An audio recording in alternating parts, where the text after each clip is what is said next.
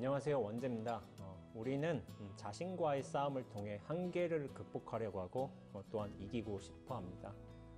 그러나 나라는 존재는 싸워서 이겨야 할 대상이 아닙니다. 나도 알고 보면 인정하고 받아들일 수 있는 하나의 상황입니다. 그래서 내가 왜 이런 상황을 겪는 것인지, 왜 이런 생각을 하는 것인지 그 해답은 바로 나에게 있습니다. 나와 세상에 속지 않고 온전한 나로 살아가는 법, 함께 사유해보는 시간 가지도록 하겠습니다.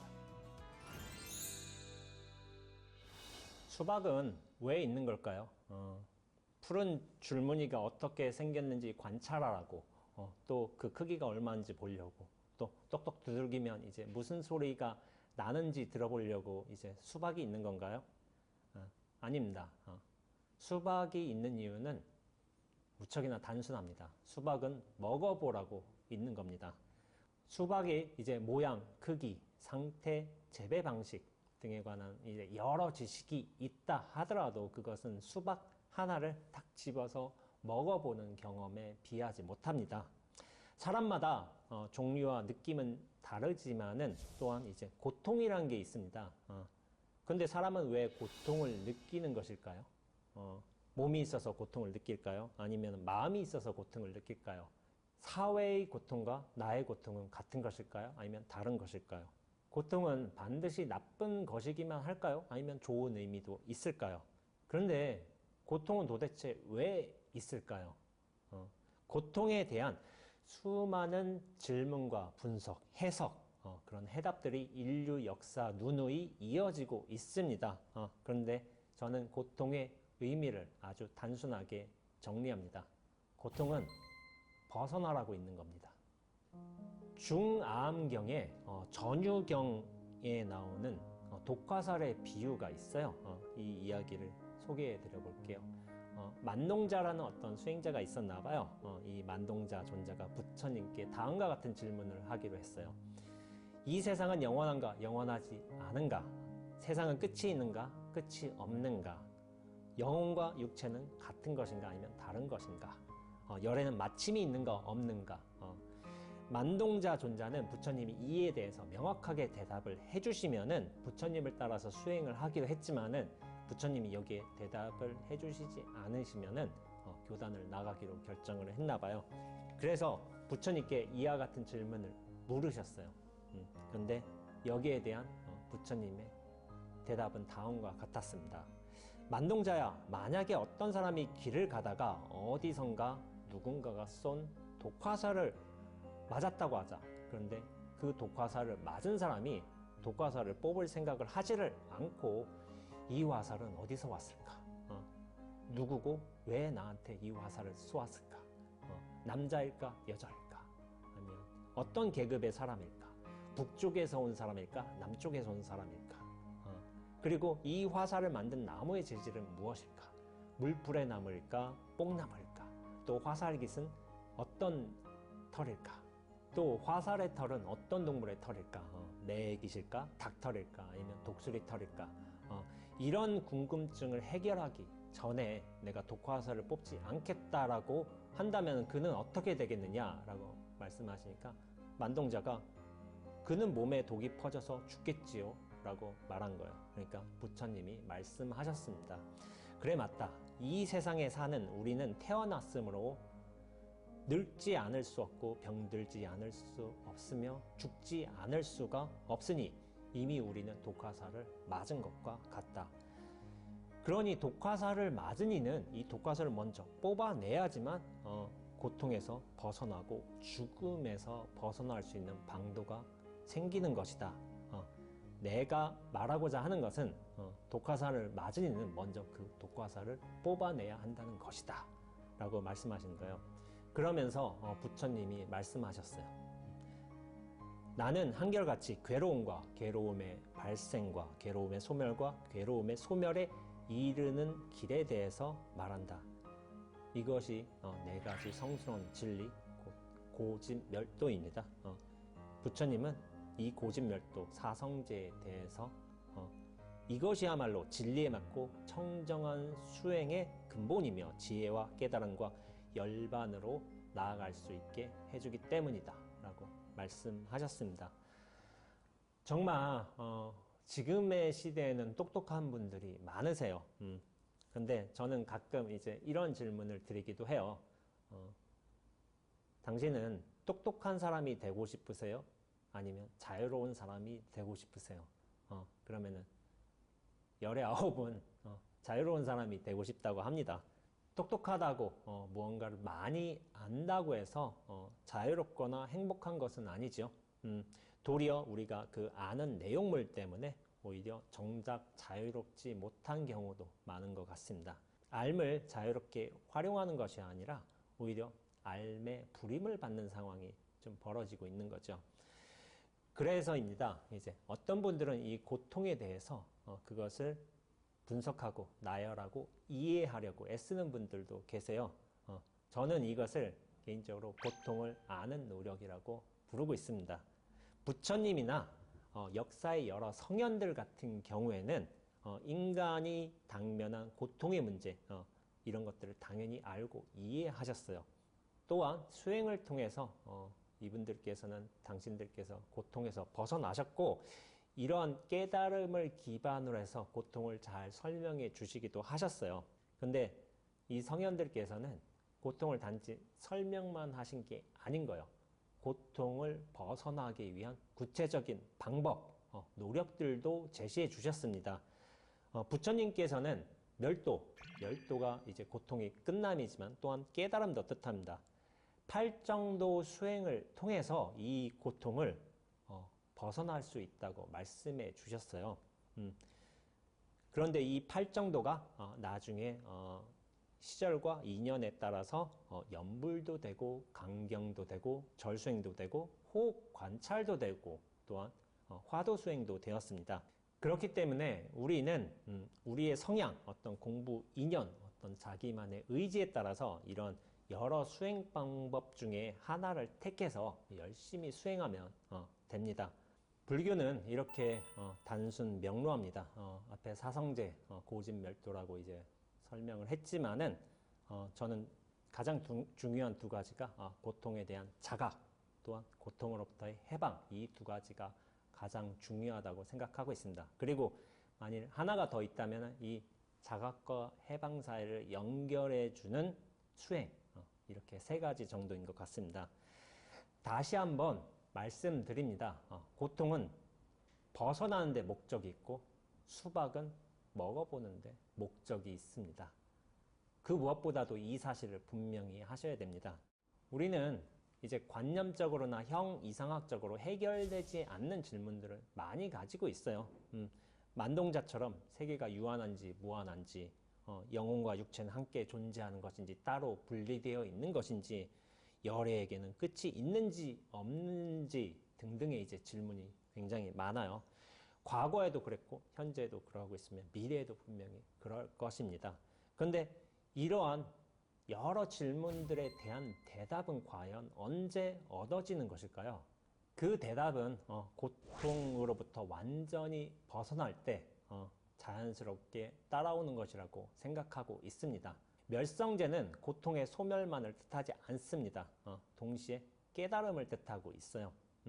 고통을 벗어남과 깨달음의 의미는 사실 같습니다. 먼저 나를 알고 난 뒤에 세상을 이해하고 그 모든 알의 내용들을 채우고 난 뒤에 수행을 해야 한다고 좀 생각하는 분들도 계세요. 그런데 수행은 알미 많은 사람이 하는 게 아니라 이 고통에 대한 깊은 자각을 하시는 분들이 하시게 되어 있습니다. 근데 이 자각의 기준이 뭘까요? 망공 스님은 이런 말씀을 하셨어요. 간장 맛이 짠 줄 알면 다 견성한다. 간장 맛이 짠 줄 모르는 사람이 있는가요? 수행과 견성의 요건은 이미 우리 모두가 다 갖추고 있습니다. 삶이 고통이며 괴로움이라는 사실은 누구나 다 알고 있어요. 그런데 이 고통으로부터 벗어나려는 노력을 하는지의 여부는 사람마다 다릅니다. 어떤 분들은 이 고통을 벗어나려 하지 않고 오히려 고통 속으로 뛰어들어서 허우적거리며 좀 사시는 모습들도 보게 됩니다. 요즘 분들께서는 세상을 이해하고 분석하는 수준이 굉장히 높으세요. 수많은 철학가와 사상가들의 책을 섭렵을 해가지고 그 논리와 방법론과 또 틀을 다 꿰고 계세요. 그런데 이러한 알미, 저는 수박의 어떤 모양이며 크기, 형태, 재배 방식 등등의 알미라고 생각하고 있습니다. 간혹 이런 분들을 만나기도 해요. 자신이 어떤 수행을 오랜 기간 했고 어떤 종류의 수행 경험이 이렇게 충분히 있다라고 말씀하시는 거예요. 그러면서 어떤 깊은 경지에도 들어가 봤고 어떤 신비 체험을 해보았다, 이런 거를 약간 자랑식으로 말씀하시는 분들도 계세요. 그러면은 저는 이런 분들에게 단 한 가지 질문만 합니다. 그럼 지금이나 앞으로나 당신의 마음은 항상 평온하십니까? 고통 없이 그렇게 한결 같으십니까? 여기에서 자신 있게 그렇다고 말하시는 분을 보지는 못했습니다. 앞서 말씀드렸다시피 수박은 먹는 데 목적이 있고 또한 고통은 벗어나는 데 목적이 있다고 했습니다. 나로부터나 세상의 여러 관계에서 생겨나는 고통들을 우리가 잘 꿰고 있다 하더라도, 그것을 잘 안다 하더라도 이 고통으로부터 벗어나지 못한다면 도대체 무슨 의미가 있을까요? 고통을 벗어나는 방법으로서의 수행을 우리가 온전히 마치게 된다면은 그 뒤에는 온전한 깨달음이 찾아오게 되어 있습니다. 그러면서 우리는 스스로 자유로워지고 또한 평온해집니다. 그럴 때 나도 바로 보고 세상도 제대로 이해합니다. 왜냐하면 고통에서 벗어날 때에서야 비로소 그 모든 분별심과 시비심이 끊긴 상태에서 나와 세상을 맑게 볼 수 있기 때문입니다. 유식학에서는 이를 전식득지라고 말하기도 합니다. 식을 바꿔서 지를 얻는다. 식과 지 모두 알을 뜻합니다. 그러나 앞에 식은 중생이 가지는 분별심에 기반한 무명의 알미고 뒤에 지에는 수행을 통해 깨달은 사람이 얻은 분별 없는 지혜로서의 암입니다. 깨달았다고 해서 우리가 분별과 시비 자체가 사라지는 것은 아니에요. 그보다는 모든 존재의 실상과 인가의 원리가 밝게 드러나는 것이고 또한 분별의 실상이 맑게 드러나는 것이라고 해야 옳습니다. 식이라는 게 우리 중생의 무명과 업식에 기반한 탁한 알미라면은 지는 공성과 연기를 바탕으로 해서 통찰하는 맑은 알미입니다. 이러한 깨달음의 지혜를 얻게 되면은 우리가 분별심에 휘둘리지 않고 분별과 상황을 인연에 따라서 자연스럽게 활용할 수 있다는 그런 차이가 있습니다. 우리에게 있어서 저는 아는 노력은 이미 충분하다고 생각하고 있습니다. 우리가 인터넷만 잘 뒤져도 예전에는 상상도 하지 못할 종류와 양의 어떤 정보들이 엄청나게 들어오고 있습니다. 우리가 손끝만 몇몇 두들겨도 인터넷을 통해서 스마트폰 화면을 통해서 여러 지식과 정보들을 얻어낼 수 있죠. 그리고 유튜브 영상을 통해서 어떤 생생한 간접 경험들이 우리에게 바로 들어오고 있는 시대예요. 이런 정보의 홍수 시대가 어떻게 보면 장점이자 단점입니다. 장점이라고 한다면 아는 노력이 쉬워졌다는 것이고 단점이라고 한다면 아는 것만 많아졌다는 겁니다. 아는 노력이 불필요하다는 게 아닙니다. 필요 이상으로 그 아는 노력이 과잉이 돼버린 탓에 되는 노력이 부족하다는 것을 저는 말씀드리고자 합니다. 그래서 저는 이제 아는 노력의 그 힘을 좀 빼고 우리가 좀 되는 노력을 해야 되지 않을까. 그래서 아는 노력과 되는 노력 사이에 어떤 균형을 갖추어야 되지 않을까. 그런 말씀을 드리는 겁니다. 고통은 이해하는 것도 아니고 분석하는 것도 아니고 고통은 벗어나야 하는 겁니다. 벗어남은 되는 노력으로서 성취될 수 있습니다. 이 과제를 명확히 한다면 우리는 되는 노력으로서의 수행을 여실하게 해내가면 되는 거죠. 1리터에 물이 끓는 데에는 100kcal 열량이 필요하다고 합니다. 그런데 이 끓는 물이 수증기로 기화될 때까지는 540kcal가 필요하다고 합니다.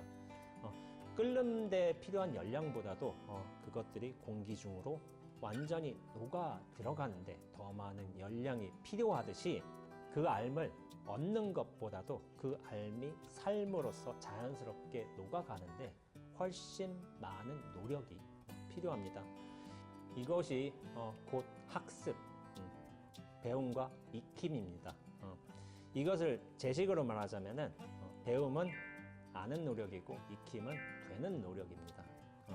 배움의 결과는 알미기에 커지고 많아질 수 있지만은 익힘의 결과는 삶이기에 온전해지고 또한 분명해지는 겁니다. 아는 노력으로서의 알은 이미 충분합니다. 여러분들은 이미 충분히 똑똑하세요. 하지만 삶으로서 온전해지는 데에는 여전히 많은 노력과 연습이 필요한 듯합니다. 이 노력과 연습이 우리에게 있어서는 바로 수행인 것이죠. 여러분에게는 알미 중요한 거요? 아니면 삶이 중요한 거요? 물론 둘 다 중요하지만은 제가 굳이 하나를 뽑자면 저는 삶이 더 중요하다고 생각하고 있습니다. 우리의 삶은 아는 노력으로부터 시작되지만은 되는 노력으로서 온전해집니다. 그렇게 아는 노력에만 치중하셨던 분들께서는 이제 삶으로 제대로 돌아가기 위해서 되는 노력을 해야 되지 않나 그런 말씀을 드리고 싶습니다. 우리가 하루에 1시간만이라도 수행하는 시간을 가지셨으면 좋겠습니다. 그것이 강경이든 연불이든 절수행이든 마음 챙김이든 아니면 화두수행이든 간에 이러한 노력들이 바로 되는 노력, 수행이기 때문입니다. 그러면 여러분들 이 되는 노력을 통해서 고통으로부터 벗어나 온전한 삶을 누리셨으면 좋겠습니다. 영원한 것은 없다고 합니다. 지금 내가 겪고 있는 일 또한 마찬가지입니다. 아무리 힘든 일이라고 해도 영원하진 않습니다. 지금 나에게 닥친 상황을 잘 보고 또한 잘 판단하고 잘 대응해 나간다면 우리는 이런 위기도 쉽게 지나갈 수 있습니다. 그럼 우리 적당히 건강하고 적당히 행복합시다. 원지였습니다.